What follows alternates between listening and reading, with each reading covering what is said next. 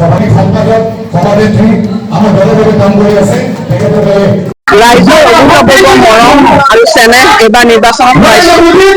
নিশ্চিতভাৱে আমাৰ অসমত তৃতীয়বাৰৰ বাবে এনডিএ চৰকাৰ হ'ব। মুখ্যমন্ত্ৰী ডাঙৰীয়াৰ নেতৃত্বত নিশ্চিত।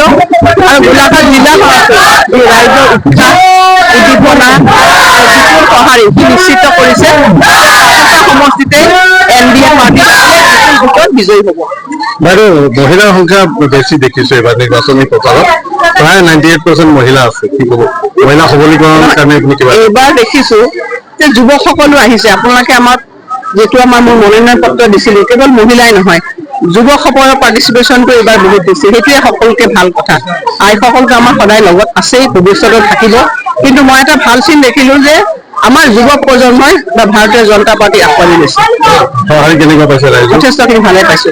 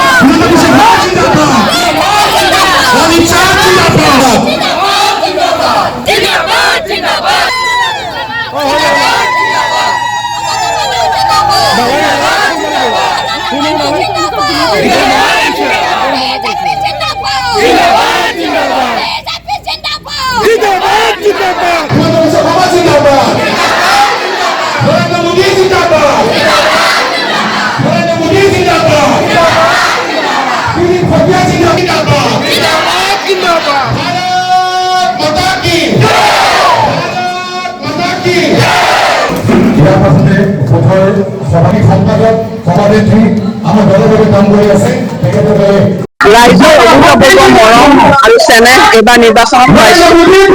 নিশ্চিতভাৱে আমাৰ অসমত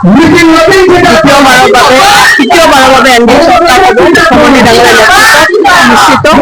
আৰু গোলাঘাট জিলাখনত ৰাইজৰ উৎসাহ উদ্দীপনা আৰু যিটো সঁহাৰি নিশ্চিত কৰিছে সমষ্টিতে এনডিএ পাৰ্টি ভোটত বিজয়ী হ'ব। বাইদেউ মহিলাৰ সংখ্যা বেছি দেখিছো এইবাৰ নিৰ্বাচনী প্ৰচাৰত প্ৰায় 98% মহিলা আছে। কি ক'ব মহিলা সবলীকৰণৰ কাৰণে এইবাৰ দেখিছো যে যুৱকসকলো আহিছে। আপোনালোকে আমাক যিটো মোৰ মনোনয়ন পত্ৰ দিছিল কেৱল মহিলাই নহয় যুৱকসকলৰ পাৰ্টিচিপেশ্যনটো এইবাৰ বহুত বেছি। সেইটোৱে সকলোকে ভাল কথা। আইসকলটো আমাৰ সদায় লগত আছেই, ভৱিষ্যতে থাকিব। কিন্তু মই এটা ভাল চিন দেখিলো যে আমাৰ যুৱ প্ৰজন্মই বা ভাৰতীয় জনতা পাৰ্টি আঁকোৱালি লৈছে। কেনেকুৱা পাইছে ৰাইজে? যথেষ্টখিনি ভালে পাইছো।